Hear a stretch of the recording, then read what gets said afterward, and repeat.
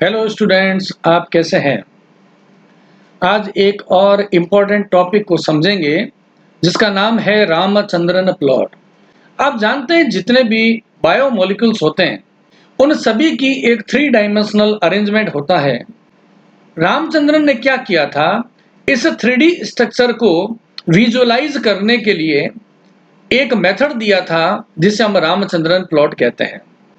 यह एक structural biology और बायोकेमिस्ट्री का एक कॉन्सेप्ट है जिससे हम ये समझ पाएंगे कि किसी भी पॉलीपेप्टाइड चेन में जितने भी अमीनो एसिड्स होते हैं उनका 3D अरेंजमेंट क्या रहता है। इसको ध्यान में रखते हुए G.N. रामाचंद्रन और एक उनके साथी थे शशि शेखरन, उन्होंने यह एक मेथड दिया था जिसको हम समझेंगे that allows to visualize the sterically allowed region for the dihedral angle of the amino acid residues in a polypeptide chain। तो अभी हमने इसको समझना शुरू करते हैं। सबसे पहले मैं यहाँ पे आपको क्लियर करूंगा कि पॉलीपेप्टाइड चेन है उसकी बैकबोन कैसी होती है। जैसे हमने कहा बहुत सारे अमीनो एसिड्स आपस में कनेक्टेड रहते हैं, यानी मैंने ये कहा कि ये एक अमीनो एसिड है जिसमें एक एल्काइल ग्रुप है और उसके साथ में कनेक्टेड है अमाइन ग्रुप। यहाँ पे मैं बना देता हूँ एक पेप्टाइड बॉन्ड को। आप जानते हैं पुरानी वीडियो आपने पढ़ी हुई है, उसमें मैंने आपको पॉलीपेप्टाइड चेन कैसे बनती है उसके बारे में आपको एक्सप्लेन किया था। तो यहाँ पे मैं इसे समझाने के लिए एक बार के लिए मैं एक ऐसी पॉलीपेप्टाइड चेन ले रहा हूँ। एक्चुअली हम उसे ट्राईपेप्टाइड मुझे कहना चाहिए क्योंकि मैं यहाँ पे 3 अमीनो एसिड्स को ड्रॉ कर रहा हूँ। ये है एल्काइल नंबर 1, एल्काइल ग्रुप 2 और ये है एल्काइल ग्रुप 3। ये है एक पॉलीपेप्टाइड चेन। और मैंने आपको पहले ही बताया था कि जो पॉलीपेप्टाइड चेन होती है उसके सेंटर में एक उसका बैकबोन होती है। इसे हम बोलते हैं बैकबोन ऑफ पॉलीपेप्टाइड चेन, जिसको मैं यहाँ पे ड्रॉ कर रहा हूँ। इसको हम क्या बोलेंगे, इसे हम कह सकते हैं बैकबोन ऑफ पॉलीपेप्टाइड चेन। अब इस पॉलीपेप्टाइड चेन की जो बैकबोन होती है उसके कन्फर्मेशन को हम बोलते हैं secondary structure. Whenever it is asked what is the mean of secondary structure of protein, then we can say the conformation of backbone of a polypeptide chain is called as the secondary structure। अब हमें एक नई चीज क्या समझनी है, मैं यहाँ पे अगेन केवल पेप्टाइड बॉन्ड बना रहा हूँ जो कि आप इस फिगर में देख पा रहे हैं। यहाँ पे इस पॉलीपेप्टाइड चेन में यहाँ पे ये जो बना हुआ है CONH, ये हमने कहा पेप्टाइड बॉन्ड है। इसी तरीके से ये दूसरा जो बॉन्ड है ये भी क्या है, पेप्टाइड बॉन्ड है। पेप्टाइड बॉन्ड की पहले हमें ज्योमेट्री को समझना है, अदरवाइज आप रामचंद्रन प्लॉट को नहीं समझ पाएंगे। हमने कहा यहाँ पर आप देखेंगे, हमने कहा ये क्या है, कार्बोनिल ऑक्सीजन है पेप्टाइड बॉन्ड का और उसके साथ में ये है एमाइन ऑफ पेप्टाइड बॉन्ड। आप सभी ने पढ़ा हुआ है कि नाइट्रोजन के ऊपर एक लोन पेयर होता है और ऑक्सीजन पेयर होते हैं 2 लोन पेयर। तो नाइट्रोजन जब अपना लोन पेयर यहाँ दे देगा और कार्बन और ऑक्सीजन के पाई बॉन्ड के टूटने से ये इलेक्ट्रॉन शिफ्ट हो जाएंगे ऑक्सीजन पे, तो आप देखेंगे कि ये पेप्टाइड बॉन्ड कैसा बन गया है। ऑक्सीजन पे 2 लोन पेयर थे, एक और शिफ्ट हो गया है तो इस पे नेगेटिव चार्ज आ गया है। और नाइट्रोजन के लोन पेयर की शिफ्टिंग से नाइट्रोजन पे आप देखें कितने बॉन्ड बन रहे हैं, यहाँ पे नाइट्रोजन पे बन रहे 4 बॉन्ड, जो कि पॉसिबल नहीं है, इसलिए नाइट्रोजन पर क्या आ गया, एक पॉजिटिव चार्ज आ गया है। इसी तरीके से जब ये रिएक्शन रिवर्सिबल होगी, ऑक्सीजन अगेन अपने लोन पेयर को कार्बन ऑक्सीजन के बीच में दे देगा तो ये बॉन्ड डबल बॉन्ड बन जाएगा। इसी तरीके से पेप्टाइड बॉन्ड का डबल बॉन्ड टूटेगा, ये इलेक्ट्रॉन अगेन नाइट्रोजन के पास चले जाएंगे। तो हम क्या देख रहे हैं, हम ये देख रहे हैं कि ये दोनों ही स्ट्रक्चर एक दूसरे के साथ इंटर कन्वर्टिबल है। यानी ये जो बीच में हमने बॉन्ड बनाया है पेप्टाइड बॉन्ड, ये कैसा दिखाई दे रहा है, ये पेप्टाइड बॉन्ड हमें दिखाई दे रहा है पार्शियली डबल बॉन्डेड नेचर का, क्योंकि आप ये देखेंगे इसमें कि ये बॉन्ड कभी तो डबल बॉन्ड हो जाता है और कभी हो जाता है सिंगल बॉन्ड। तो ये वाला जो बॉन्ड है इसे हम क्या बोलेंगे, इसे हम कहेंगे partial partial double bond nature का ये है, पार्शियल डबल बॉन्ड। अब आप कहेंगे बॉन्ड को तो हम नहीं देख पाते हैं, फिर हमें कैसे पता चलेगा कि ये पार्शियल डबल बॉन्ड है? क्योंकि ये जो कार्बन नाइट्रोजन के बीच में जो पार्शियल डबल बॉन्ड है, इसकी बॉन्ड लेंथ जो नॉर्मल बॉन्ड होता है, यानी कि कार्बन और नाइट्रोजन सिंगल बॉन्ड, इस बॉन्ड से इसकी बॉन्ड लेंथ कम है, जबकि कार्बन डबल बॉन्ड नाइट्रोजन है, इससे इसकी बॉन्ड लेंथ ज्यादा है। यानी इंटरमीडिएट नेचर की बॉन्ड लेंथ है, उससे हमें ये पता चला कि ये पेप्टाइड बॉन्ड कैसा होता है, पार्शियल होता है। और इस पार्शियल डबल बॉन्ड की नेचर के कारण ही ये जो डबल बॉन्ड है इसको हम कहते हैं रिजिड होता है, कठोर होता है। Rigidity in the polypeptide chain whenever due to the resonance the partial double bonded nature peptide bond show the rigidity। तो ऐसे होता है, ये रिजिड होता है। अब आप देखें कि ऐसी कंडीशन में क्या होगा। हमने कहा कि ये वाला जो बॉन्ड है जो कि अल्फा कार्बन के साथ अटैच्ड है, इस बॉन्ड में रोटेशन की नेचर होती है। सिमिलरली यहाँ पे ये जो बॉन्ड है यानी कि पेप्टाइड बॉन्ड का नाइट्रोजन और अमीनो एसिड के सी अल्फा, इसके बीच में भी बॉन्ड में क्या होगा, रोटेशन होता है। और जितने डिग्री का बॉन्ड का रोटेशन होता है उसे हम फाई बोलते हैं। सिमिलरली यहाँ पे कार्बन अल्फा और कार्बोनिल ऑक्सीजन के बीच में बॉन्ड में जितने डिग्री का रोटेशन होता है उसे हम साई कहते हैं। हम यह कहना ये चाह रहे हैं कि ये जो पॉलीपेप्टाइड जो चेन है जिसको आप यहाँ पर देख रहे हैं, इसका कन्फर्मेशन 3D अरेंजमेंट वैसा नहीं होता है जैसा आपको इसमें दिखाई दे रहा है कि लीनियर फॉर्म में है। इन बॉन्ड्स में रोटेशन के कारण ये जो पॉलीपेप्टाइड चेन है एक पर्टिकुलर 3D स्ट्रक्चर को एक्वायर कर लेती है। और हम ये कह सकते हैं कि कौन कौन सी 3D स्ट्रक्चर पॉसिबल है। एग्जाम्पल के लिए हमने कहा पॉलीपेप्टाइड चेन में जब दो पॉजिटिवली चार्ज्ड एल्काइल ग्रुप एक दूसरे के पास में आ जाएंगे तो रिपल्सन होगा। सिमिलरली दो एडजेसेंट अमीनो एसिड के एल्काइल ग्रुप नेगेटिवली चार्ज होंगे तभी उनमें रिपल्सन होगा, यानी कि एल्काइल ग्रुप आपस में इंटरेक्शन करते हैं। और उसके अलावा अगर ये एल्काइल ग्रुप का साइज बहुत बड़ा हो तो इसमें स्टेरिक हिंड्रेंस होती है और उस स्टेरिक हिंड्रेंस से ये बॉन्ड्स है वो रोटेशन करेंगे और ये पॉलीपेप्टाइड चेन अपना एक नेचुरल कन्फर्मेशन एक्वायर कर लेती है। यानी किसी भी अमीनो एसिड के दोनों ओर पेप्टाइड बॉन्ड की ओर क्या होते हैं, बॉन्ड्स में रोटेशन होता है, जिससे यह अपने के लिए लेस डिस्टर्ब्ड और स्टेबल कन्फर्मेशन को एक्वायर कर लेती है। इसको समझने के लिए अपने एक छोटा सा एग्जांपल लेते हैं कि ये मॉलिक्यूल्स आपस में कैसे कन्फर्मेशन को प्रभावित करते हैं। यहाँ पे मैं एक फिगर समझाता हूँ H2 मॉलिक्यूल के बारे में। ये है एक H2 मॉलिक्यूल जिसको हम हाइड्रोजन बोलते हैं।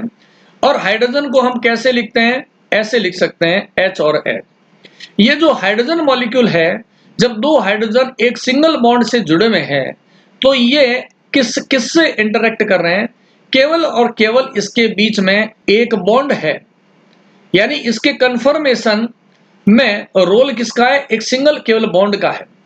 और अगर जैसे ही मैं यहां पर बना देता हूं एक वाटर मॉलिक्यूल को जिसको हम क्या बोलते हैं, H2 कहते हैं, H2O। और इस वाटर मॉलिक्यूल में आप जानते हैं ये जो ऑक्सीजन है इस पे क्या होते हैं, दो लॉन पेयर होते हैं। और ये लॉन पेयर क्या करते हैं, इस बॉन्ड पेयर को रिपल्सन करते हैं। सिमिलरली ये सेकंड वाला भी क्या करेगा, इस बॉन्ड पेयर को रिपल्सन करेगा। उससे क्या हुआ, उससे ये हुआ कि दोनों हाइड्रोजन हाइड्रोजन एक दूसरे के पास में आ गए। और ये जो वाटर मॉलिक्यूल है इसकी स्ट्रक्चर कैसी बन गई है कि ये हाइड्रोजन ऑक्सीजन और हाइड्रोजन ये 180 डिग्री पे बॉन्ड एंगल नहीं रहता है, लेस देन 180 डिग्री का बॉन्ड एंगल बन जाता है। यानी कि इस वाटर मॉलिक्यूल की बात करोगे तो इसके 3D स्ट्रक्चर का कंट्रोल किसके पास में हुआ, तो हम कहेंगे कि वाटर मॉलिक्यूल की 3D स्ट्रक्चर का कंट्रोल हुआ, इसमें दो तो बॉन्ड्स पार्टिसिपेट्स कर रहे हैं, उसके अलावा इसमें दो लॉन पेयर्स है वो पार्टिसिपेशन कर रहे हैं, जिसकी वजह से इनमें क्या होंगे, 3D अरेंजमेंट होगा और मॉलिक्यूल है अपना नेटी कन्फर्मेशन ले लेता है। अब यहाँ पे मैं एक और एग्जांपल लेता हूं जिसको आप समझ लेंगे। जैसे मान लेते हैं कि मैंने मॉलिक्यूल को लिया H2O2। H2O2 को क्या बोलते हैं, हाइड्रोजन पेरोक्साइड कहते हैं। इस हाइड्रोजन पेरोक्साइड को मैं ऐसे लिख सकता हूं, ये हो गए दो ऑक्सीजन और इसके साथ में दो जुड़े हुए हैं हाइड्रोजन। एंड ईच ऑक्सीजन क्या होता है इनके पास में दो होते हैं, लॉन पेयर होते हैं। तो यहां पर आप देखें कि ये हाइड्रोजन पेरोक्साइड का मॉलिक्यूल कैसे इंटरेक्ट कर रहा है। यहां पर आप देखेंगे कि इसमें तीन तो बॉन्ड्स हैं जो इसकी स्ट्रक्चर को हम कहेंगे कंट्रोल करेंगे। दो इसमें क्या है, एंगल्स बने हुए हैं जिसको हम बोलते हैं बॉन्ड एंगल, इससे इसकी 3D स्ट्रक्चर है वो प्रभावित होती है। साथ में लॉन पेयर भी प्रभावित कर रहे हैं। ऐसी कंडीशन में ये अपने आप को अरेंज कैसे करेगा, आप देखें अगर एक मैं इमेजिनरी यहां पर एक स्ट्रक्चर बना देता हूं तो ये एक प्लेन बन गया है और दूसरा प्लेन बन गया है यहां पे। यानी कि ऐसे दो प्लेन बन गए हैं जैसे कि किसी बुक को खोल रखा है। इस दोनों प्लेन के बीच में जो एंगल होता है, इसी एंगल को हम क्या बोल रहे हैं, इसको बोलते हैं डाइहेड्रल एंगल बोलते हैं। कहने की बात है जैसे जैसे मॉलिक्यूल्स की कॉम्प्लेक्सिटी बढ़ती जाती है उतनी ज्यादा क्या होगा, इनमें इसके अंदर क्या होंगे, स्टेरिक हिंड्रेंस जनरेट होंगे। अभी मैं इस मॉलिक्यूल की बात करूं कि अगर कोई मॉलिक्यूल ऐसा बना हुआ है जैसा आपने अभी हाइड्रोजन पेरोक्साइड में दिखा है। अब आप देखो मैं हाइड्रोजन पेरोक्साइड की केवल 3D स्ट्रक्चर बना रहा हूं, ये एक हट के समान हो गया और इसके बीच में क्या ये बॉन्ड एंगल है। अभी आप इमेजिन करो कि इस पे यहाँ पे दो बड़े साइज के कोई एटम लगे हुए हो तो क्या होगा, ये एक निश्चित डिस्टेंस से ज्यादा एक दूसरे के पास में नहीं आ पाएंगे क्योंकि ये मॉलिक्यूल्स आपस में क्या करेंगे, इंटरेक्शन करेंगे। तो कहने की बात है कि जब कभी आपको प्रोटीन की पॉलीपेप्टाइड चेन का 3D कन्फर्मेशन को समझना हो तो हम कैसे एक ग्राफ के रूप में रिप्रेजेंट कर दें, किसी 3D स्ट्रक्चर का रिप्रेजेंटेशन कैसे करना है, ग्राफ के फॉर्म में करता है। और इसी मेथड को देने वाले साइंटिस्ट जो रामचंद्रन थे, उन्हीं के सम्मान में इसका नाम रख दिया गया है रामचंद्रन प्लॉट। तो अभी आप समझ चुके हैं कि यहाँ पे फाई एंगल कौन सा है और साई एंगल कौन से होते हैं। वैसे पुरानी वीडियो में जब आप पेप्टाइड बॉन्ड की एक वीडियो है उसको आप पढ़ेंगे तो आप डिटेल में समझ पाएंगे कि बॉन्ड एंगल्स हैं और पेप्टाइड बॉन्ड की पार्शियल स्ट्रक्चर है उसका कंट्रोल कैसे होता है। अभी हम और आगे चलते हैं।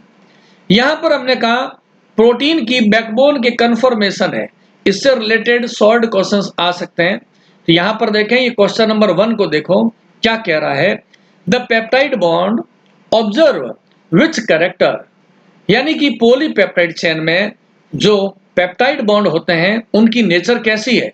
ऑप्शन देखेंगे single bond, triple bond, complete bond और लास्ट ऑप्शन क्या है, पार्शियल डबल बॉन्डेड नेचर। तो ये हमने आपको समझा दिया। और पार्शियल डबल बॉन्ड का रीजन क्या है, नेक्स्ट क्वेश्चन देखें, the which phenomena results in the partial double bond character of the peptide bond, यानी कि ये जो पेप्टाइड बॉन्ड में पार्शियल डबल बॉन्ड होता है उसका रीजन क्या है। अभी मैंने आपको बता दिया रेजोनेंस है। ऐसे हर स्टेप से क्या होंगे, छोटे छोटे क्वेश्चन है वो बनते रहेंगे। नेक्स्ट स्लाइड में देखते हैं क्या कहना चाह रहे हैं। अभी आपको पेप्टाइड बॉन्ड के और 3D कन्फर्मेशन को समझना है। यहां पर देखिए मैं लिखा rigidity of peptide bond. Peptide bond में रिजिडिटी होती है, इसका कारण मैंने आपको बता दिया था, due to the partial double bonded nature the peptide bond show the rigidity, यानी ये पेप्टाइड बॉन्ड जो है वो कैसा है, हार्ड मॉलिक्यूल है। यहाँ पे मैं आपको एक और स्ट्रक्चर बनाता हूं, आप समझ जाएंगे कि यहाँ पे मान लेते हैं कि मैं बना रहा हूं एक पेप्टाइड बॉन्ड को, यहाँ पर देखें पॉलीपेप्टाइड चेन को मैं बना देता हूं ताकि आप आराम से समझ पाएंगे।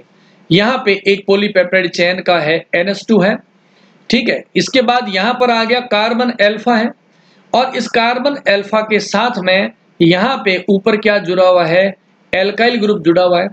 फिर यहाँ पर क्या है, कार्बन डबल बॉन्ड ऑक्सीजन, और यहाँ पे है एमाइन ऑफ पेप्टाइड बॉन्ड, और फिर नेक्स्ट क्या आ रहा है, again carbon alpha of the next amino acid, और इसके साथ में जुड़ा हुआ है एल्काइल ग्रुप। ये मैंने एक अरेंजमेंट बनाया है, ठीक है। ये है carbon alpha first amino acid, ये वाला है कार्बन अल्फा और सेकंड अमाइनो एसिड। इसमें आप क्या देख रहे हैं, इसमें आप ये देख पा रहे हैं कि ये जो एल्काइल ग्रुप है एक अमाइनो एसिड का ऊपर की तरफ है, दूसरे उसके पास वाले अमाइनो एसिड का एल्काइल ग्रुप अपोजिट डायरेक्शन में है। ऐसे अरेंजमेंट को हम क्या बोलते हैं, ट्रांस कन्फर्मेशन कहते हैं। हमें यह समझना जरूरी है, अगर रामचंद्रन प्लॉट को समझना है कि पेप्टाइड बॉन्ड के दोनों और जो अमाइनो एसिड्स हैं उनके एल्काइल ग्रुप का अरेंजमेंट कैसा है, यह है ट्रांस कन्फर्मेशन है। अगर आप इमेजिन करो ये एल्काइल ग्रुप दोनों एक तरफ होते तो हम उसे क्या बोलते, उसे हम बोलते सिस कन्फर्मेशन। जैसे मैं एक बार के लिए आपको एक सरल सा समझाने के लिए आपको एक स्ट्रक्चर बना के देता हूं। यहां पर मान लेते हैं यह है पेप्टाइड बॉन्ड जिसका बनाया मैंने CO और NH। यहां पर है C अल्फा एक अमाइनो एसिड का, यहां पर है C अल्फा दूसरे अमाइनो एसिड का। अभी आप इमेजिन करो इसका एल्काइल ग्रुप इतना बड़ा यहां आ जाता और इस दूसरे अमाइनो एसिड का एल्काइल ग्रुप ये इतना एक दूसरे के पास में आ जाता, तो इसका नतीजा क्या होता, ये दोनों आपस में क्या कर रहे हैं, झगड़ा करेंगे, स्टेरिक हिंड्रेंस करेंगे। तो ऐसा जो अरेंजमेंट होता है उसे हम बोलते हैं सिस कन्फर्मेशन।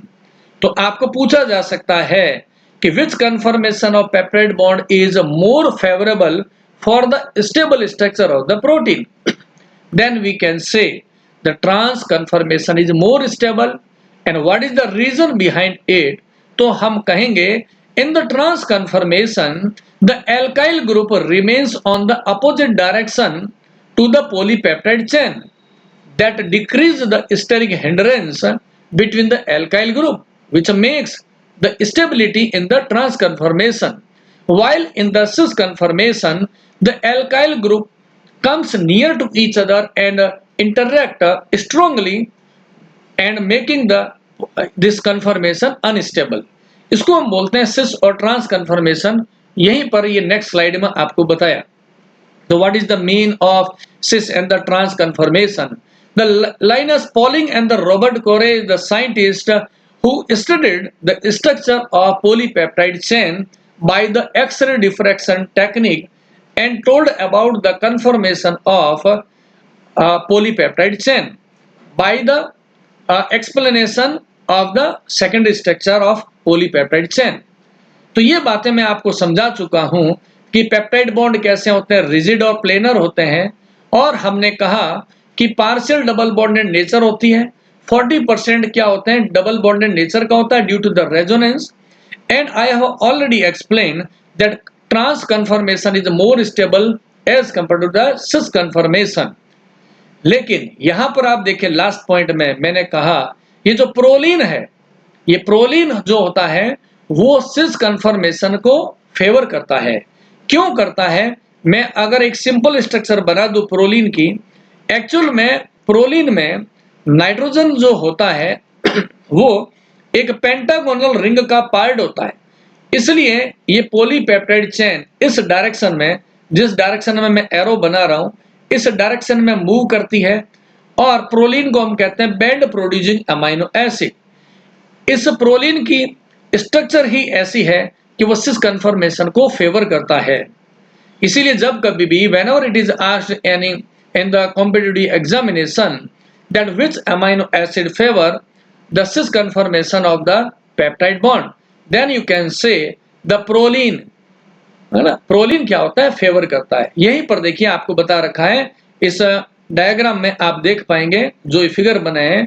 ट्रांस कन्फर्मेशन में क्या है, alkyl group of the one amino acid and this is the alkyl group of the other amino acid positioned opposite in the opposite direction, first above the polypeptide chain and other R group projected on the other side, while in the cis conformation this alkyl group of the one amino acid comes near to the other alkyl group of the adjacent amino acid, जिससे क्या होंगे, इनमें clashes होने लग जाएंगे। तो protein हमेशा अपने आप को वहीं पर रखती है जहां पे लेस डिस्टरबेंस हो। वो डिस्टरबेंस सेम चार्ज का रिपल्सन हो सकता है या बड़े साइज के एल्काइल ग्रुप के कारण से स्टेरिक हिंड्रेंस भी हो सकता है। तो जहां पे मॉलिक्यूल अपने आप को 3 डायमेंशनल अरेंजमेंट में वहां पे रखेगा जिस जगह पे वो मोर स्टेबिलिटी को लेता है, और ये जो मोर स्टेबिलिटी में उसकी 3D स्ट्रक्चर कैसे होती है उसी को एक्सप्लेन करने के लिए, क्योंकि हम किसी पॉलीपेप्टाइड चेन की 3D स्ट्रक्चर को 2D प्लेन पेपर में ड्रॉ नहीं कर सकते हैं, तो उसके रिप्रेजेंटेशन के लिए ही रामचंद्रन ने क्या किया था, एक ग्राफ बना दिया ताकि हम प्रोटीन की सेकेंडरी स्ट्रक्चर को एक्सप्लेन कर सकते हैं। अभी हमने 3 बातें कही है। पहला, peptide bond partial double bonded nature का होता है। दूसरा पॉइंट हमने बताया कि पेप्टाइड बॉन्ड रिजिड होता है, और तीसरी बात बताई कि पेप्टाइड बॉन्ड के दोनों और क्या होंगे, एल्काइल ग्रुप का सिस और ट्रांस कन्फर्मेशन होगा। इन बातों को ध्यान में रखेंगे तो हम नेक्स्ट चीज है उसको आराम से समझ पाएंगे। अभी देखें, वही बात जो मैंने बताई है उसी के बारे में यहाँ पर लिखा हुआ है, the protein backbone the conformation, the proteins are the polymer the amino acid, these amino acids are linked by the peptide bond, and peptide bond are the planar in the structure. I have already explained about the bond phi and bond psi. So अपने next slide पे चलते हैं। ये देखिए, देखो यहाँ पे कोई ज्यादा कोई रॉकेट साइंस तो है नहीं कि आपको समझने में दिक्कत आएगी।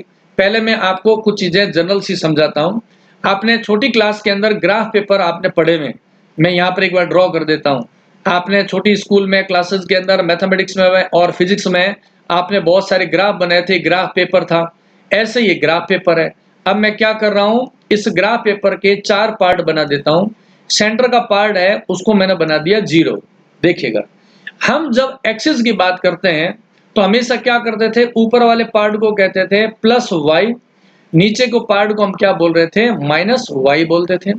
और इधर क्या होता था, राइट साइड में हम बोलते थे प्लस एक्स की वैल्यू, और राइट साइड में हम लिखते थे माइनस एक्स की वैल्यू। ऐसे हम ग्राफ पेपर बनाते थे, और एक्स और वाई की जो वैल्यूज आती थी उनके पॉइंट्स लगा करके ग्राफ बना लेते थे। रामचंद्र ने क्या किया, ध्यान से समझो, सरल सी बात है, कुछ भी ऐसा टफ नहीं है कि आप न समझ पाए।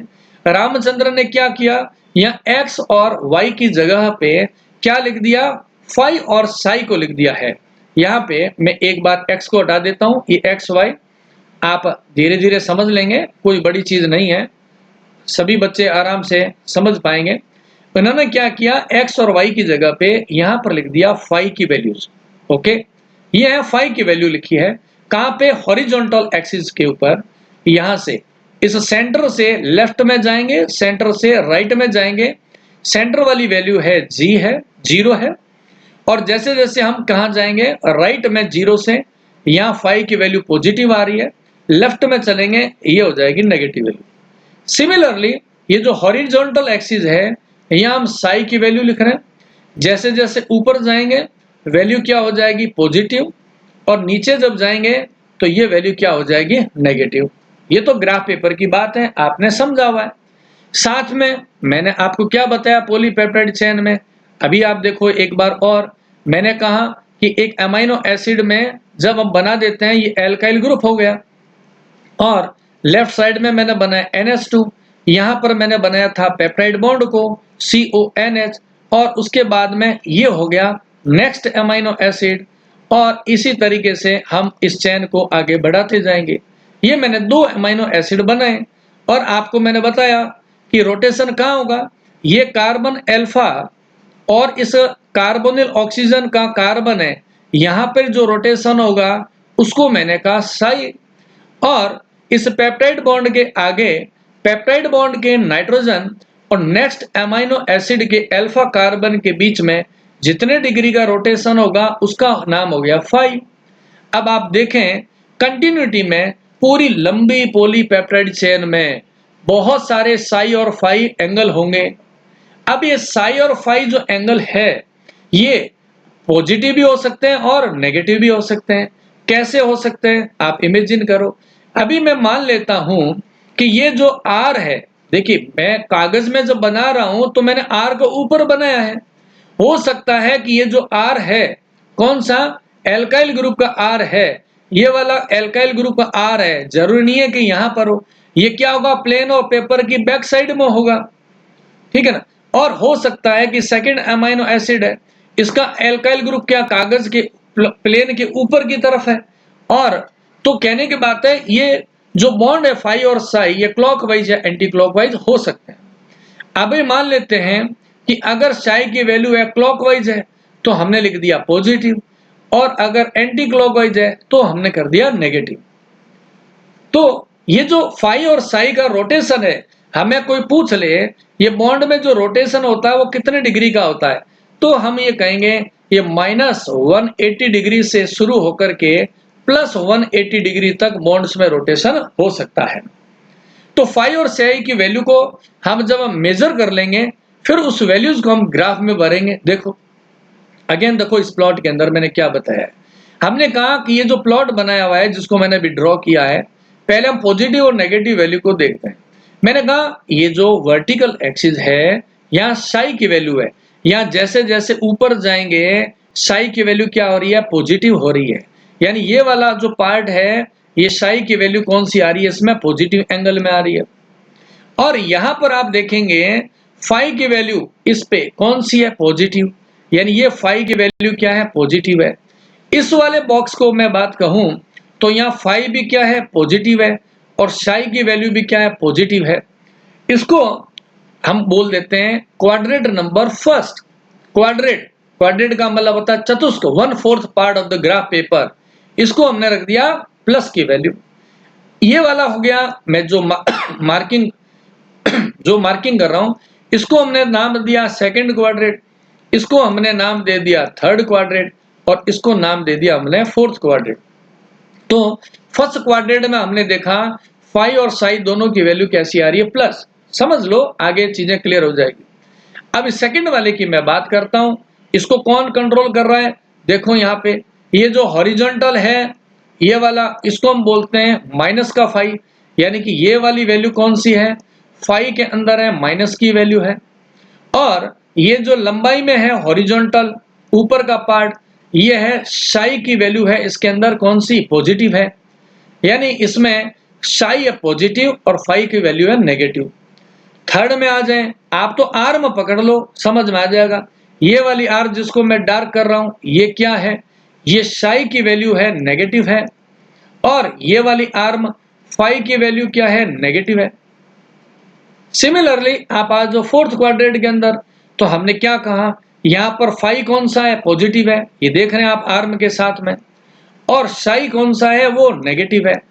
तो यहाँ पर आप ये फाई और साई की पोजीशन से समझ पाएंगे कि कौन कौन से पार्ट में क्या क्या चीजें है बॉन्ड एंगल की मार्किंग के लिए। तो आपने ये बताया क्वाड्रेंट फर्स्ट जो है ये वाला क्वाड्रेंट फर्स्ट यहाँ दोनों वैल्यूज है प्लस में फाई भी और साई की वैल्यू भी। और क्वाड्रेंट थर्ड की जब बात करेंगे ये वाला जो क्वाड्रेंट थर्ड है इसके अंदर क्या है फाई की वैल्यू भी नेगेटिव है और साई की वैल्यू भी नेगेटिव है। अब आपको क्या करना है किसी पॉलीपेप्टाइड चेन में जितने भी अमीनो एसिड्स हैं उनके फाई और साई को ग्राफ के अंदर भर देना है। देखो यहाँ पर ये फिगर मैं मान लेता हूं, यहाँ पर तो फिगर मान लेते हैं ग्लाइसिन है, यहाँ पर कोई फाई की वैल्यू आ गई है उसको हमने नोट किया। नेक्स्ट इसके पीछे क्या होगा साई की वैल्यू, फिर नेक्स्ट क्या होगा फाई की वैल्यू, फिर नेक्स्ट हो गया साई की वैल्यू। ऐसे किसी पॉलीपेप्टाइड चेन में जितने भी अमीनो एसिड्स है उनके फाई और साई को हम क्या करेंगे, मेजर करके इस ग्राफ के अंदर हमें भरना है। जब इस ग्राफ को हम तैयार कर देंगे, अभी मैं आगे की फिगर में बताऊंगा, उसी को कहते हैं हम रामचंद्रन प्लॉट। क्योंकि आपने देखा कि पॉलीपेप्टाइड चेन के कन्फर्मेशन का मेजरमेंट क्या है हमारे पास है फाई और साई की वैल्यू, और उसी को हमें प्लॉट में रिप्रेजेंट करना है। तो ये यहाँ पे आप देखेंगे, ये जो मैंने ग्राफ जो ऑलरेडी लगा रखा है, ये लिखा है ना सिंप्लीफाइड रामचंद्रन प्लॉट, यहीं पर लिखा है रामचंद्रन प्लॉट। ये मैंने बताया, इसको बोलेंगे हम फर्स्ट नंबर क्वाड्रेंट, ये वाला हो गया सेकंड नंबर क्वाड्रेंट। सिमिलरली यहाँ पर यह है थर्ड नंबर क्वाड्रेंट, और यहाँ पर है फोर्थ नंबर क्वाड्रेंट। अब देखो, जब साइंटिस्ट ने ऐसा क्वाड्रेंट ये चार बना के जब स्ट्रक्चर को समझाना शुरू किया, तो पता है क्या हुआ कि जितने भी अल्फा हेलिक्स थे जो कि राइट हैंडेड थे, एक होता लेफ्ट हैंडेड हेलिक्स, जो लेफ्ट हैंडेड हेलिक्स थे वो सारे के सारे कहां आ रहे थे, वो आ रहे थे क्वाड्रेंट फर्स्ट में। यहाँ पे देखिए, अगला फिगर मैं दिखा देता हूं आपको, एक जगह आ जाएगा लेफ्ट हैंडेड। ठीक है, वापस चलते हैं। लेफ्ट हैंडेड जो अल्फा हेलिक्स थे उनका कंफर्मेशन ऐसा है कि उनकी कौन सी वैल्यू, हमने कहा कि फाई की वैल्यू पॉजिटिव आ रही थी और साई की वैल्यू भी क्या थी, पॉजिटिव आ रही थी। तो वो उनका रिप्रेजेंटेशन जब करते हैं तो उनके सारे पॉइंट्स कहाँ आएंगे, फर्स्ट क्वाड्रेंट के अंदर आते हैं।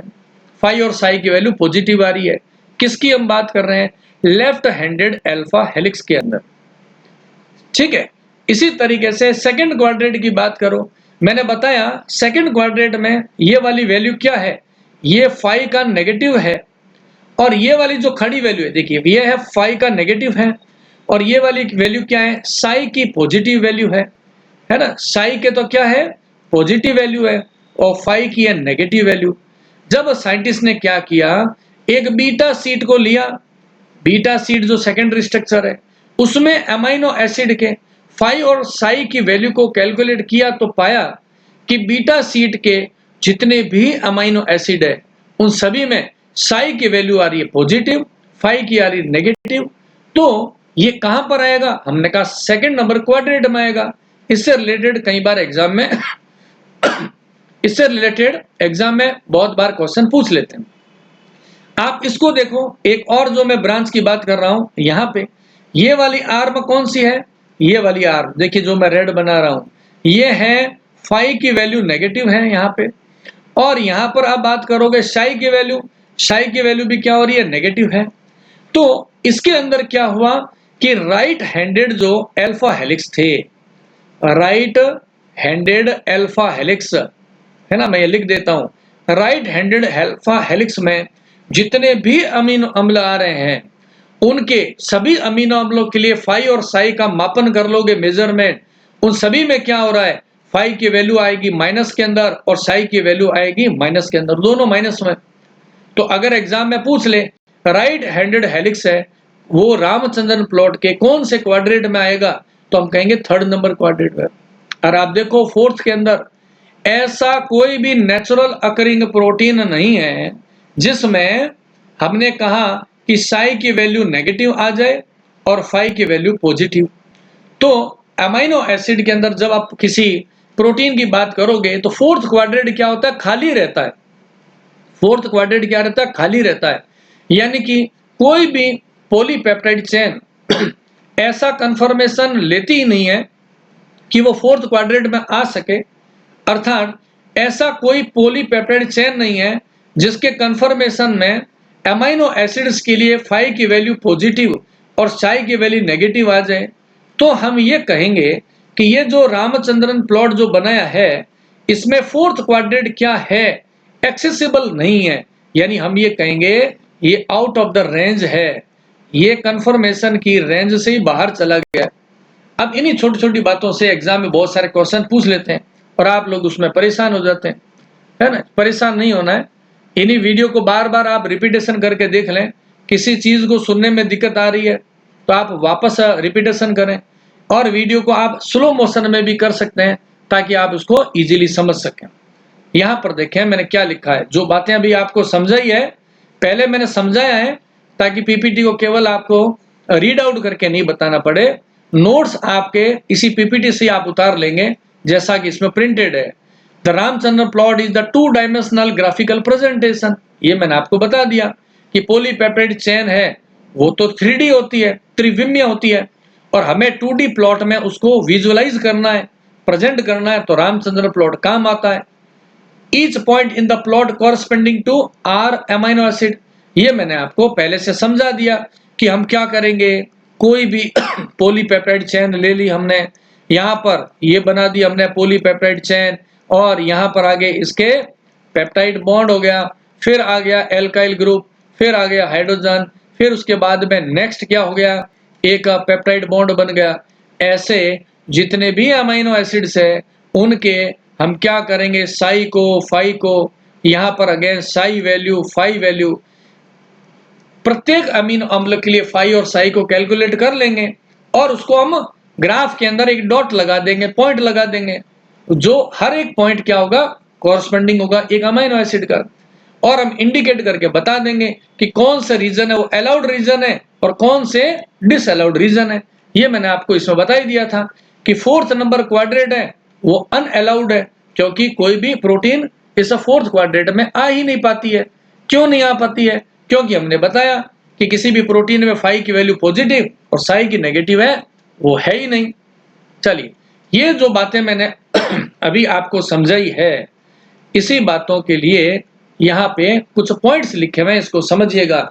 ये एक रामचंद्रन प्लॉट है साइड में, इसको रीड आउट करना समझ जाओ। जो मैंने पहले बताया था कि नीचे की तरफ क्या हमने फाई की वैल्यू को रखा है, यहाँ पे ये देखिए आप, यहाँ पर ये क्या है, फाई की वैल्यू है। फाई की वैल्यू मैं मार्क कर देता हूँ, यहाँ पर आएगी पॉजिटिव, इधर आ जाएगी नेगेटिव, और हॉरिजॉन्टल में क्या होगा, साई की वैल्यू ऊपर पॉजिटिव और नीचे नेगेटिव। मैंने आपको बता दिया इस फिगर में, देखो ये जो मार्क कर रहा हूँ ग्राफ में, ये फर्स्ट क्वाड्रेंट है, ये कौन सा है, सेकंड क्वाड्रेंट है, उसके बाद में ये वाला हो गया थर्ड क्वाड्रेंट, और ये वाला है 4th क्वाड्रेंट। और आप इस मैप में देखेंगे कि ये जो 4th क्वाड्रेंट है इसमें कोई पॉलीपेप्टाइड चेन नहीं है, यानी कि ये अनअलाउड रीजन हो गया है। लेफ्ट हैंडेड कहाँ आ रहा है, फर्स्ट क्वाड्रेंट में आ रहा है। सेकंड में देखो मैक्सिमम स्ट्रक्चर आ रही है, देखो कौन कौन सी, एंटी पैरेलल बीटा सीट, कौन से क्वाड्रेंट में, सेकंड क्वाड्रेंट में। पैरेलल बीटा सीट ये भी किसमें, सेकंड के अंदर है। कोलेजन ट्रिपल हेलिक्स ये भी किसमें आ रहा है, सेकंड क्वाड्रेंट में। और राइट ट्विस्टेड बीटा सीट ये है सेकंड में। आप देखो मैक्सिमम कितने पार्ट कन्फर्मेशन आ रहे हैं सेकंड क्वाड्रेंट में, यानी कि प्रोटीन की पॉलीपेप्टाइड चेन के लिए सबसे ज्यादा एक्सेसिबल हो रहा है। पैरेलल बीटा सीट इसमें आ रही है, एंटी पैरेलल भी इसी में आ रही है, कोलेजन ट्रिपल हेलिक्स भी इसी में आ रहा है, और राइट ट्विस्टेड बीटा सीट्स है, यानी कि बीटा सीट्स है उसकी प्रीडोमिनेंसी कहां पर है, ये है सेकंड नंबर क्वाड्रेंट के अंदर है। तो यहाँ पे क्या है, कुछ वैल्यूज अपने लिखी हुई है जिसको आप इजीली केवल समझ सकते हैं, चाहे आप याद कर लें। मैंने लिखा है देखो, राइट हैंडेड अल्फा हेलिक्स, इसकी वैल्यू कितनी है, 5 -57 और साई -47, ये वैल्यूज लिखी हुई है जिसको आप नोट कर लेंगे। लेफ्ट हैंडेड अल्फा हेलिक्स दोनों वैल्यू क्या आ रही है, प्लस प्लस आ रही है, लेफ्ट हैंडेड में 5 और साई पॉजिटिव आ रही है, तो ये मैंने आपको पहले ही समझा दिया था, दोनों वैल्यू पॉजिटिव होगी तो कहाँ आएगा, फर्स्ट क्वाड्रेंट के अंदर आएगा।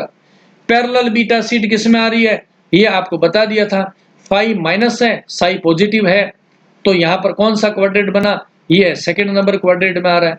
Anti parallel beta sheet again second में, collagen triple helix second quadrant के अंदर है। ऐसे हमने वैल्यूज जो दे रखी है उससे आप समझ पाएंगे। आपको कह दें राइट हैंडेड 310 हेलिक्स किस में आता है, दोनों वैल्यू देखो नेगेटिव है, दोनों वैल्यू नेगेटिव है, इसका मतलब क्वाड्रेंट कौन सा हुआ, थर्ड नंबर क्वाड्रेंट के अंदर आएगी। पाई एलएक्स भी थर्ड क्वाड्रेंट में आएगी, वो तो आप इसकी वैल्यूज को समझ लेंगे, पता चल जाएगा कौन सी स्ट्रक्चर किस में आती है। देखो अब यहाँ पर अपने चलते हैं कि हमने बता दिया कि कौन कौन से जो स्ट्रक्चर होते हैं वो एनर्जेटिकली फेवरेबल कन्फर्मेशन को दिखाती है, और कौन कौन से रीजन है वो डिसअलाउड रीजन है। और आपने इसमें देख लिया कि कौन कौन से हैं वो डिसअलाउड रीजन है, कौन कौन से अलाउड रीजन है। Most of the plot is empty.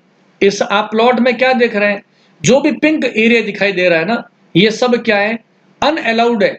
कौन कौन सा मार्क करके बता देता हूं ताकि आप कंफ्यूज ना हो। यहाँ पे ये सारा देखो जो पिंक एरिया बना रखा है ना, ये पिंक वाला, यहाँ पर जितना भी पिंक है, ये जितना भी पिंक पार्ट है, इसमें कोई भी पॉलीपेप्टाइड चेन नहीं आती है। इसका मतलब यह हुआ कि जब आप 3D स्ट्रक्चर की बात कर रहे हैं, यानी कोई मॉलिक्यूल है, उसके चारों ओर का जो एनवायरनमेंट है, यानी कि चारों ओर का जो स्पेस है, उसी को तो हम बोलते हैं 3D। उसका मोस्ट ऑफ द पार्ट होता है, उसमें पॉलीपेप्टाइड चेन अपना कन्फर्मेशन शो नहीं करती है। As steric clashes makes those conformation unfavourable. चलिए नेक्स्ट देखते हैं कुछ क्वेश्चंस के बारे में। ये क्वेश्चंस आपको क्या बताना चाह रहे हैं। पहला क्वेश्चन है, left handed alpha helix allowed reason is present in which quadrant of the Ramachandran plot. Left handed alpha helix की बात कर रहे हैं। आपको पता है, मैंने अभी बताया था, लेफ्ट हैंडेड आएगा फर्स्ट के अंदर, है ना। क्वाड्रेंट है तो मैं क्वाड्रेंट का नंबर डाल देता हूं, आप कंफ्यूज नहीं होंगे। ये वाला फर्स्ट क्वाड्रेंट है, ये सेकंड क्वाड्रेंट है, और ये है थर्ड वाला, और ये फोर्थ। क्वेश्चन करने से पहले मैं यहाँ पर मार्क भी कर देता हूं। यहाँ पर आएगा लेफ्ट हैंडेड, इसी से आप देख लेना, लेफ्ट हैंडेड ये है अल्फा हेलिक्स, ये यहाँ आता है, ठीक है। राइट हैंडेड अल्फा हेलिक्स है, वो इस पार्ट में आता है, ठीक है। बीटा वाले किस में आएंगे, बीटा सीट है, वो सेकंड में है। कोलेजन का ट्रिपल हेलिक्स है, वो किस में आ रहा है, ये भी सेकंड के अंदर आ रहा है।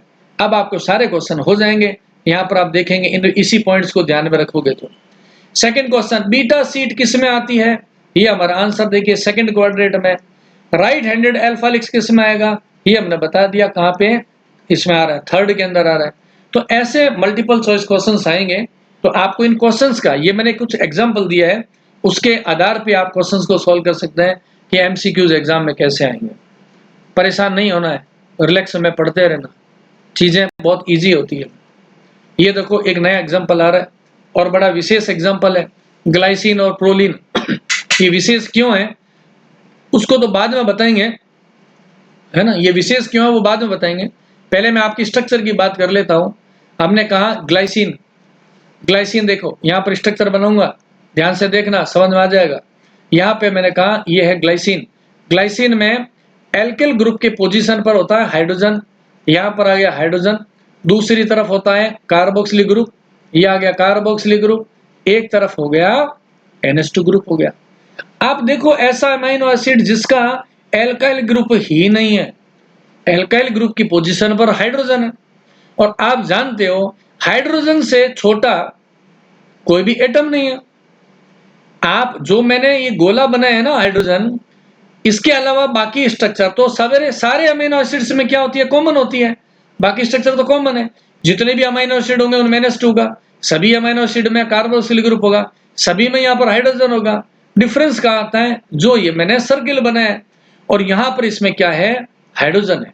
यानी कि ये अमीनो एसिड कैसा है, ये स्मॉलेस्ट अमीनो एसिड है जिसका एल्काइल ग्रुप नहीं है और वो साइज में छोटा है।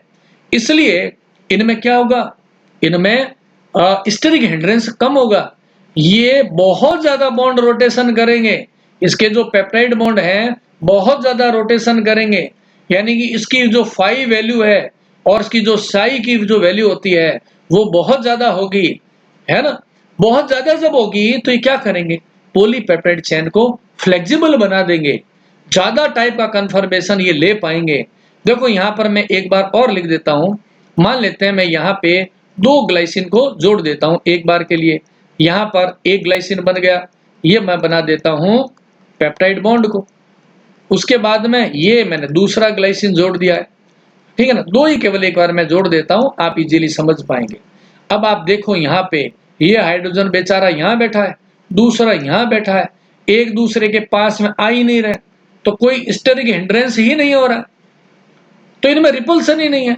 और जब इनमें रिपल्सन नहीं है, स्टेरिक हिंड्रेंस नहीं है, तो ये मजे से घूम सकते हैं, इधर भी बहुत ज्यादा डिग्री पर घूम सकते हैं, फाई की वैल्यू में बहुत ज्यादा घूम सकते हैं, यहाँ साई की वैल्यू में बहुत ज्यादा एंगल पे घूम सकते हैं, यानी कि हम कहेंगे इनमें एंगल ऑफ रोटेशन है वो ज्यादा होगा, जिसके कारण से ऐसी पॉलीपेप्टाइड चेन जिसमें बहुत सारे ग्लाइसिन हो, यानी पॉलीग्लाइसिन पॉलीपेप्टाइड चेन में रोटेशन का एंगल ज्यादा होगा, ये ज्यादा टाइप का कंफर्मेशन को एक्वायर कर पाएंगे।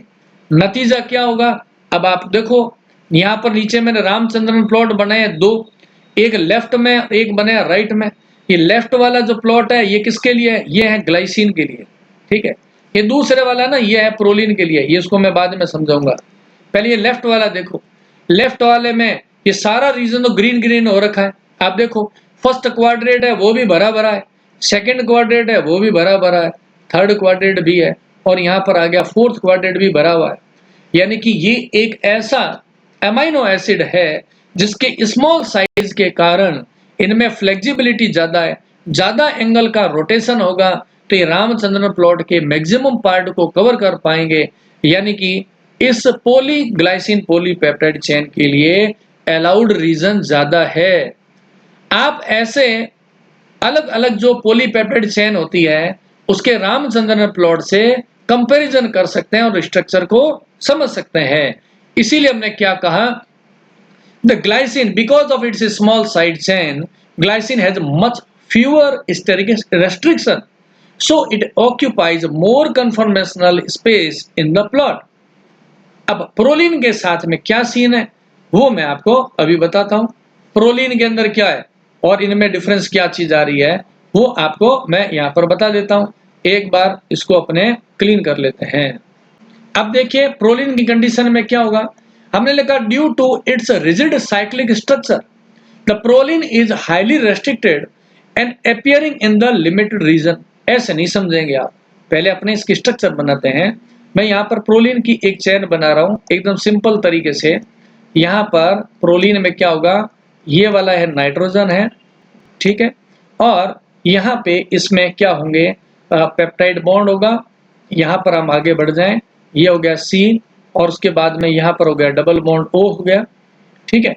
और इसी तरीके से आप यहाँ पर हम बना दें, इसके अंदर एक हो गया हाइड्रोजन निकला हुआ है, और इस जगह पे क्या बना हुआ है कार्बोनिल ऑक्सीजन आगे बढ़ा हुआ है। अब देखो इस प्रोलिन में और यहाँ पर मैं बनाता हूँ ग्लाइसिन, आप कंपेरिजन कर लेना, समझ में आ जाएगा एक ही बार में, एक ही बार में समझ में आ जाएगा। बाकी सब तो आप इंटेलिजेंट विद्यार्थी हो, चीजों को आराम से समझ लोगे। देखो मैंने क्या बताया, ग्लाइसिन में ये कार्बन और नाइट्रोजन का जो बॉन्ड है वो सिंगल है, इसलिए इसमें रोटेशन होगा 5, ठीक है ना, ध्यान से सुना। हमने कहा ग्लाइसिन की कंडीशन में जब R की जगह पर क्या होता है H होता है यहाँ पे, और यह कार्बन और नाइट्रोजन के बीच का जो बॉन्ड है उसका रोटेशन है 5। और ये रोटेशन क्यों हो रहा है, क्योंकि ये है एक सिंगल बॉन्ड है। अब प्रोलिन में आप देखो, प्रोलिन बेचारा पेंटागोनल रिंग में ये नाइट्रोजन फंसा हुआ है, ये नाइट्रोजन फ्री नहीं है। ये नाइट्रोजन है वो एक तरफ तो किसके साथ जुड़ा हुआ है, इस बॉन्ड के साथ में, दूसरी तरफ जुड़ा हुआ है पेंटागोनल रिंग के दूसरी आर्म के साथ में। इसलिए ये जो नाइट्रोजन है इसमें रोटेशन ही नहीं हो पा रहा है ना, इसमें रोटेशन नहीं हो रहा है, ये रिजिडिटी को शो कर रहा है। इसलिए जब कभी भी प्रोलिन आएगा तो प्रोलिन की खुद की स्ट्रक्चर क्या करती है, लिमिटेड कन्फर्मेशन को शो करती है। इसीलिए आपने जब इस फिगर को देखा है रामचंद्रन प्लॉट प्रोलिन का, ये जो राइट साइड का है जहां पर मैं टिक मार्क कर रहा हूं, केवल और केवल कितना पार्ट ले रहा है, इतना सा पार्ट है ना, और वो भी कौन सा ले रहा है, कौन से क्वाड्रेंट में, सेकंड क्वाड्रेंट में। अब ये छोटे छोटे मल्टीपल चॉइस क्वेश्चन बन जाते हैं कि प्रोलिन वह रामचंद्रन प्लॉट में कौन सा स्पेस ऑक्यूपाई करता है, सेकंड क्वाड्रेंट में कर रहा है, और कितना। देखो फर्स्ट क्वाड्रेंट है पूरा खाली पड़ा हुआ है, फोर्थ है वो तो पहले से खाली पड़ा हुआ है, और प्रोलिन की कंडीशन में थर्ड क्वाड्रेंट है ये ऑलमोस्ट खाली पड़ा हुआ है। तो प्रोलिन के लिए इसके नाइट्रोजन की अगर आपको पूछ लें कि प्रोलिन के लिए कंफर्मेशन कम क्यों है, रेस्ट्रिक्टेड क्यों है, सिंपल सा कहो कि इसका जो नाइट्रोजन होता है अमाइन ग्रुप का वो पेंटागोनल रिंग का पार्ट होता है, जिसकी वजह से नाइट्रोजन में रोटेशन की नेचर नहीं होती है, और ये रिजिड साइकिल का पार्ट होने के कारण इसमें लिमिटेड रीजन में ही कंफर्मेशन ये शो कर लेता है। तो छोटे क्वेश्चन में आपको पूछा जा सकता है। ओके, यहाँ पर अगेन हम आते हैं अगेन शॉर्ट क्वेश्चंस की तरफ, जो करने बहुत जरूरी है। Which amino acid exhibits greater flexibility, बिना कंफ्यूजन किए लिख देना ग्लाइसिन। कारण पूछे तो आपको पता है कि ग्लाइसिन में एल्काइल ग्रुप नहीं होता है, वहां पर हाइड्रोजन होता है, और ये ग्लाइसिन कैसा होता है, स्मॉलेस्ट अमाइनो एसिड होता है, इसलिए मोर फ्लेक्सिबिलिटी आंसर हो गया। Glycine show additional allowed region because, region तो मैंने बोल ही दिया आपको, कौन सा, it has no side chain, only hydrogen is present in place of the hydrogen. Which amino acid show least flexibility, कम से कम किसमें ऐसा कौन सा अमाइनो एसिड है जो लीस्ट फ्लेक्सिबिलिटी शो करता है, प्रोलीन। कारण मैंने आपको बता दिया यहाँ पे कि इसमें पेंटागोनल रिंग होती है और नाइट्रोजन है वो इस पेंटागोनल रिंग का पार्ट होता है, ये कारण है। Which amino acid has most flexible phi और साई। देखिए एग्जाम में इन्हीं दो बातों के बहुत सारे क्वेश्चन अलग अलग लैंग्वेज से बनाए जा सकते हैं। Which amino acid is the most restricted, again बता दिया हमने, कौन सा, प्रोलीन, कारण आपको बता दिया। Why is the proline restricted in the plot, answer is the cyclic side chain, है ना, cyclic side chain limits the rotation at the phi. फिर आ गया which amino acid allow occupancy in the unusual region, again जवाब क्या होगा, glycine. आपने देखा ये चारों क्वाड्रेंट के अंदर अपना कंफर्मेशन दिखाता है। Residues presiding proline often form क्या बनाता है, ये बीटा टर्न बनाते हैं, है ना, प्रोलीन होते हैं वो बीटा टर्न को फेवर करते हैं, क्यों करते हैं उसका रीजन बता दिया। ऐसे हर कॉन्सेप्ट से जैसे जैसे मैं बता रहा हूँ डिफरेंट डिफरेंट लैंग्वेज के साथ में बहुत सारे क्वेश्चंस बन सकते हैं जिसको आप एग्जाम में करके आएंगे। यहाँ पर देखें ये है अलाउड एंड डिसअलाउड रीजन। अब सारी चीजें तो मैंने रामचंद्र प्लॉट में समझाई दी है, बस केवल आपको आउटलाइन देखनी है और इसको नोट करने के लिए ये मैंने इसलिए बनाई है स्लाइड, ताकि आपको जब एग्जाम में जब रिटर्न एग्जामिनेशन देंगे तो आपको लैंग्वेज में लिखना है, तो उस समय ये आपकी स्लाइड है वो काम आएगी। इसलिए मैं इसमें ज्यादा टाइम नहीं लूंगा, आप इसको आराम से पढ़ लें। सारी बातें वही है जो मैंने ऑलरेडी समझाई है, लेकिन डिस्क्रिप्टिव एग्जाम के लिए इंपॉर्टेंट है नोट्स के हिसाब से, इसलिए मैंने लिखा है। अलाउड रीजन मैं समझा चुका हूं, डिसअलाउड रीजन कौन से होते हैं वो मैंने आपको बता दिया। और इससे क्या फायदा होगा, आइडेंटिफाइंग द एनोमलीज, अगर किसी प्रोटीन में कोई एबनॉर्मेलिटी आ जाती है, किसी प्रोटीन में कोई एबनॉर्मेलिटी आ जाएगी तो वो क्या करेगा, रामचंद्रन प्लॉट से पता चल जाएगा। भाई कैसे पता चलेगा, ये देखो मैं एक एग्जांपल बता देता हूँ। यहाँ पर मैंने बनाया एक रामचंद्रन प्लॉट, ये बना दिया मैंने रामचंद्रन प्लॉट। मैंने क्या बताया आपको, ये जो फर्स्ट क्वाड्रेंट है इसमें क्या आता है, मैंने कहा इसके अंदर आता है लेफ्ट हैंडेड अल्फा हेलिक्स आता है। अगर मान लो ऐसा हो कि आपके पास में एक अल्फा हेलिक्स है और लेफ्ट हैंडेड है, लेकिन जब आप उसकी फाई और साई को कैलकुलेट करके रामचंद्रन प्लॉट बनाते हो और वो गलती से उसके डॉट्स कहाँ आ रहे हैं, पॉइंट्स कहाँ आ रहे हैं सेकंड क्वाड्रेंट में, तो आप समझ जाना कुछ ना कुछ एनोमलीज आ गई है। तो रामचंद्रन प्लॉट से आप पता लगा सकते हैं, कोई दिक्कत वाली बात नहीं है। रामचंद्रन प्लॉट की इंपॉर्टेंस क्या है इसको आपको मैं फिर बता देता हूं, इसको आप नोट कर लें, डिस्क्रिप्टिव एग्जाम के लिए काम का है जो मैं समझा चुका हूं। प्रोटीन की बैकबोन के कंफर्मेशन का एनालिसिस कर सकते हैं, स्ट्रक्चरल वैलिडेशन कर सकते हैं कि कौन सी स्ट्रक्चर है वो वैलिडिटी के साथ में और कौन सी नहीं है। प्रोटीन की फोल्डिंग को हम इससे समझ सकते हैं, इसको आप बाकी आप पढ़ लें। इवोल्यूशनरी इनसाइट्स है, इवोल्यूशन प्रोटीन में जब इवोल्यूशन होता है तो रामचंद्रन प्लॉट में भी क्या होंगे, भाई प्रोटीन से ही तो बना रहे रामचंद्रन प्लॉट को, और अगर प्रोटीन में इवोल्यूशन होगा तो रामचंद्रन प्लॉट में उसकी पोजीशन बदलती जाएगी। हम इवोल्यूशन की स्टडी कर सकते हैं। Application in the protein structure prediction, protein structure को प्रेडिक्ट करने के लिए रामचंद्रन प्लॉट को आप पढ़ेंगे तो आप प्रोटीन की स्ट्रक्चर बता सकते हैं, ठीक है ना। Viability of the predicted confirmation, कि जो हमने प्रेडिक्ट किया है कि प्रोटीन का कंफर्मेशन क्या होगा वो कितना विएबल है, कितना हम कहेंगे फेवरेबल रहेगा, उसको कर सकते हैं। डिटेक्ट स्ट्रक्चरल एनोमलीज, अगर प्रोटीन की संरचना में कोई असामान्यताएं आ गई, एनोमलीज है, उसको हम डिटेक्ट कर सकते हैं। The Ramachandran analysis is integrated into the popular protein structure prediction algorithm. तो ये बातें हैं सारी। आइडेंटिफाई स्ट्रक्चरल एनोमलीज, ये मैंने बता दिया, स्ट्रक्चरल का एनालिसिस करना है। क्वालिटी का एनालिसिस करना है और एटम लेवल पे आप स्टडी कर सकते हैं। ये सब आप इसको नोट कर लें, आपके डिस्क्रिप्टिव एग्जाम में काम आएंगे। बाकी बातें क्लियर हो चुकी है। Analysing the protein folding pathway, analysing protein का फोल्डिंग पाथवे। देखिए क्या लिखा है, identified intermediates, analyze the transit folding intermediate to understand the kinetics and the energetic of the process। ये कहना क्या चाह रहा है, कहना ये चाह रहे हैं कि देखो जब प्रोटीन ट्रांसलेशन के दौरान बनती है, प्रोटीन जब ट्रांसलेशन से बनती है तो सारे अमीनो एसिड एक सीक्वेंस में जुड़ जाते हैं लीनियर फैशन में। लेकिन ये प्रोटीन कैसी है, अनस्टेबल है, क्योंकि इसने अपना नेटिव कन्फर्मेशन एक्वायर नहीं किया है। फिर ये क्या होगा, ये प्रोटीन है कुछ कन्फर्मेशन लेगी और फिर और फाइनली कन्फर्मेशन लेगी, तो ये प्रोटीन क्या बन जाएगी, एक हम उसे बोलते हैं नेटिव कन्फर्मेशन को एक्वायर कर लेती है। ये जो नेटिव कन्फर्मेशन है वो स्टेबल कन्फर्मेशन होता है। तो इस दोनों के बीच में ये जो इंटरमीडिएट कंडीशन आ गई है, यहां पर भी हम कन्फर्मेशन को चेक कर लें। तो ये तीन चीजों को जब देखते हैं, पहला अनस्टेबल कन्फर्मेशन, फिर इंटरमीडिएट का और फिर नेटिव स्टेबल का, तो हमें पता चल जाएगा कि कन्फर्मेशन का प्रोसेस कैसे कैसे हो रहा है और इसकी काइनेटिक्स कैसी होती है। Mapping transitions determine the transition state and energy barrier between the different conformation state. जब प्रोटीन एक कन्फर्मेशन से दूसरे कन्फर्मेशन में जाएगी तो उसके बीच में जो रिक्वायर्ड एनर्जी होती है उस एनर्जी की मैपिंग हम कर सकते हैं। और predicting the pathways, the use computational models to simulate and predict the most probable folding pathway, कि प्रोटीन के लिए फोल्डिंग के लिए कौन सा पाथवे है वो मोस्ट फेवरेबल होगा। यहां दे रखा है वैलिडेटिंग प्रोटीन स्ट्रक्चर का वैलिडेशन कैसे कैसे करना है, स्ट्रक्चरल का वेरिफिकेशन हम कर सकेंगे, क्वालिटी का इवोल्यूशन, विजुअल इंस्पेक्शन और ऑटोमेटेड एनालिसिस। ये सारे जो मैंने पॉइंट्स लिखे हैं वो आपके नोट्स के लिए बनाए हैं, ताकि आप इसको वीडियो को बीच में रोक लें और इसको नोट कर लेंगे तो आपके एमएससी के एग्जामिनेशन लिखने में आसानी रहेगी।